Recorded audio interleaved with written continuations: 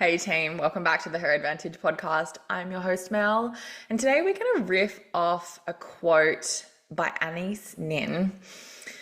This quote has been in my world for probably 5 or 6 years, and when I first heard it, it was a little bit of a shock to the system. I resonated with it, but I didn't really understand the full magnitude, or I don't know if it was that I didn't understand the full magnitude of it, or whether I just wasn't quite ready yet to take that level of responsibility, or I didn't see how to take that level of responsibility. And so when I give you the quote, I would really love if you practiced a little bit of distance with it and just listen to it, see if it resonates or not, but also listen to the rest of the episode, obviously, to get a little bit of a broader understanding as to how it comes into play and how you can start implementing some of these things, but also just sitting with it and allowing it to evolve with you as your understanding expands and as some of the world starts to reflect back to you what you need to hear after you hear this quote. So before I tell you what the quote is, I'm going to tell you a little bit about Anais. Anais was a French novelist, storyteller, and erotica writer. And you know what? I only just learnt this about her. And when I did learn this about her, I was like, damn girl, I knew there was a reason I resonated with you. And she's someone who obviously had some very controversial opinions for her time. But again, as I said earlier, the concept has evolved and allowed people to grow with her. The original, the preface for this particular quote, I think comes from Marcus Aurelius, but we don't need to go back that far to really start to have an understanding as to why this quote can be implemented on a day-to-day basis and really help us understand a little bit about ourselves and a little bit about the environment that we've put ourselves in. So the quote reads, let's start that one again. We don't see the world as it is. We see the world as we are. We don't see the world as it is. We see the world as we are. Now you're probably thinking, what the fuck, Mel? Or you can attach it to, when you're feeling really good, you're like, yeah, I can see how that's a thing. But when something really, really triggers you, you're like, fuck you, this has nothing to do with me. Well, buckle in, because I'm about to show you how it does. So let's go to some really, really surface level examples of this. And probably my favorite example is, when you're in a really bad mood, when you're frustrated, when you're looking at the horoscopes and the moon for answers, when you're blaming everyone around you for being an absolute fuckwit and don't understand how people are functioning with this level of common sense or lack of level of common sense, the really little things bother you. It's only when you're in a bad mood that your clothing gets caught on a door handle, or when you get cut off in traffic and you're swearing your head off at the person in front of you, yet you're not someone who typically has road rage. Or when someone says something really, today actually, someone in my world posted a reel that was it was meant to be satire, but I was like, why does that bother you? It was so innocent, and yet this person was blaming a whole generation for ruining something. And I'm like, oh, that's not a thing, but it is for them. And when you're in a really, really good and happy mood, this shit doesn't bother you. You can get cut off in traffic. You could be going to the shops for this one particular item and they don't have it. And you're like, oh, well, I guess I wasn't meant to make that thing today. Or, a friend kind of has a go at you and you're able to discern that, they're having a bad day and that actually has nothing to do with you. And then lo and behold, within 24 hours, they're like, wow, I'm really sorry that I did that, or offloaded on you. It could be a partner, a parent, whatever. And, that's a really good example of when we're feeling good in ourselves, when we have a really solid understanding of who we are, when we have a really good solid understanding of our purpose in life and of our mission in life, where we're going in life, the outside world can't penetrate us and trigger us the way that some people think it can. Now, the next couple of examples, actually, no, I'm going to jump over that for a second. I want to give you another example, a little bit more of a personal example, or a something that I know that you can relate to. So this morning I was on my hot girl walk, sipping my iced mocha. If you haven't progressed from an iced latte to an iced mocha, I highly recommend you do so. But this particular walk, I was out on a walk and I saw a dog with one of those, harnesses with a name on it, and it had the same name of a client's dog. And I'm like, that's really cute. Next corner I get to, this car pulls up. Now it was a VW Combi, so it wasn't, an everyday car that you see, one of the new VW Combis, which is also a car that this same client has talked about in the past with, her and her husband want to buy it and go adventuring and that sort of thing. And I'm like, oh, that's super interesting that like 2 corners in a row, I would see something that would remind me of this person. Now, they're really like light and fuzzy moments, and it made me feel all warm and fuzzy and really happy and really grateful for this person being in my life and the things that they've been able to share with me, and really again, in a positive light. Now, when I talk about positive and negative, good or bad, this is moral language. They're my experience. So nothing is inherently good or bad, and we're going to do probably a whole other episode of that, so that I can bring some light on that topic. But right now we're talking about the quote, we don't see the world as it is, we see the world as we are. But it's also an example of the fact I was out walking, I'm in a really good headspace, I was listening to some really good tunes, and these happy moments are sort of coming into my life. Now, there's also something happening in my world at the moment that is requiring me to double down and understand why these feelings are being brought up in me. And it's the same sort of thing.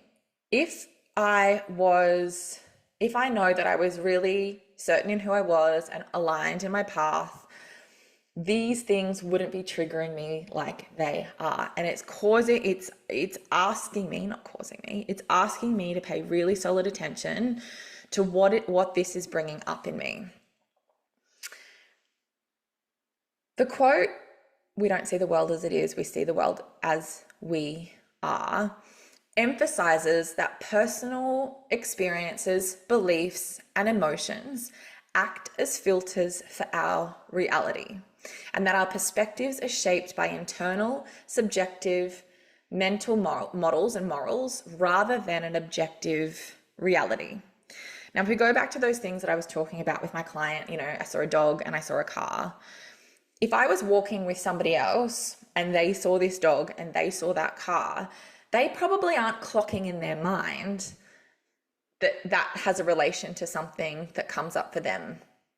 And this is a really good example, like I said, of how our own reality, how our own relationships, how our own memories are then shaping the actual situation that are happening in front of us. Now, there's 2 paths that we can take when we start to realize that the world that we're living in is reflecting back some things that we're either pleased with or we're not so pleased with. And that is probably the common path, and that is to play the role of the avoidant. And either lean into the chaos, lean into the drama, lean into the or the opposite, and put our head in the sand and pretend it's not happening and be like, no, I'm just gonna, that's fine, push it to the side, I'm just not gonna worry about that, I've got other things to worry about. Or we can lean into the role of the creator, because we are, ladies and gentlemen, the creator of our own lives, and ask ourselves what this situation is asking us to pay attention to or to look at. Now, I understand that these things can be really really uncomfortable to sit with. And let me tell you, I've been doing this work now for 5 or 6 years, and I still get to the point where I'm like, not today, Satan, not today. But it's really important that we have a little bit of a human moment, have a little bit of a, nah, not interested, and then sit down with ourselves and go, okay, what is it? What is it in this for me? Because if there was nothing in it for me, it wouldn't be presenting in my life. And there are thousands upon millions of moments that happen on a day-to-day basis or within our lives that mean nothing to us. But there are core moments and memories that do mean something to us, and it is our duty to look within that and ask us, what is in us? What is in it for us to help us grow and develop and move closer to our path and move closer to who we are and the message that is on our heart.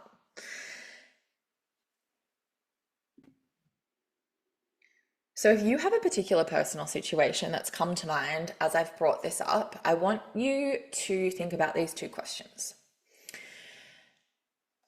I'm sure one of the questions that you're asking is like, why me? Why is this happening?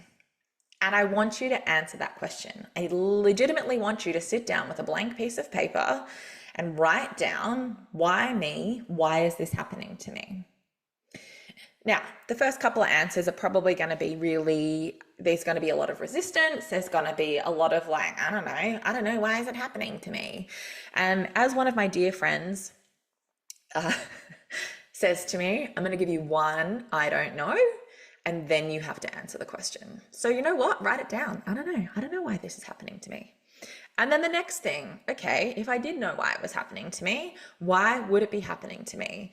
And I want you to allow whatever comes out on that piece of paper to come out. And as a little side note or a little rule, it cannot be about the other person. As in, they want to feel good about themselves. They're really insecure. They don't understand what I've been through. They're a narcissist. They're this, they're that. We're not talking about them. We're talking about us. So why have I created this situation coming up in my life? The second thing we're going to have a look at is in the moment that you felt really triggered or challenged by this person or this situation.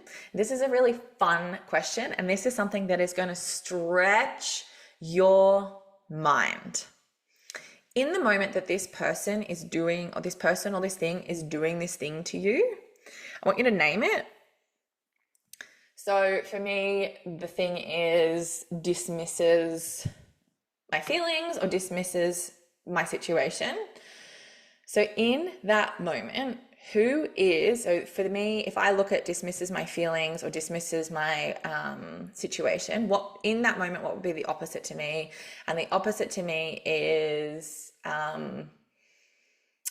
engaged with my words or engaged in my situation. Who in that moment is engaged in my words or that situation? Now, it's a bit of a tricky one. It's a little bit of it, like I said, it's a brain gymnastics, brain twister. And you're probably, if you're not used to looking in those corners of your mind, it's going to take you a hot second to get there. And when you do realize, it's going to shift something in you. It's going to make you smile. It's going to make you be a little bit embarrassed. Because there is a universal principle that says for each and every response, there is an equal reaction. So if somebody in that moment is triggering you and triggering something within you, there is equally somebody supporting you. So who is that person? So if you can find those two things, if you can have a look at why you're creating this situation, but also who's supporting you in this time of challenge,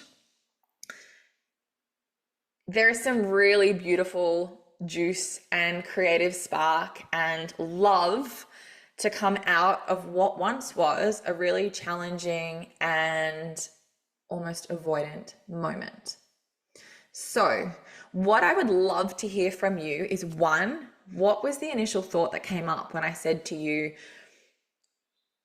we don't see the world as it is, we see the world as we are? But then also, I would love to know over the course of the next coming 24 hours, week or month, how this quote has marinated in you and how you have allowed yourself to see the world a little bit differently. So I would like to leave you with this. As always, if you found this useful, please share it with someone or share with me what your takeaways are. And like I said earlier, please remember that you are the creator of your life. You are the creator of your situation. And if something is not working in your favor, it's asking you to take a little bit of a closer look. So much love, ladies and gentlemen. I'll see you in the next episode.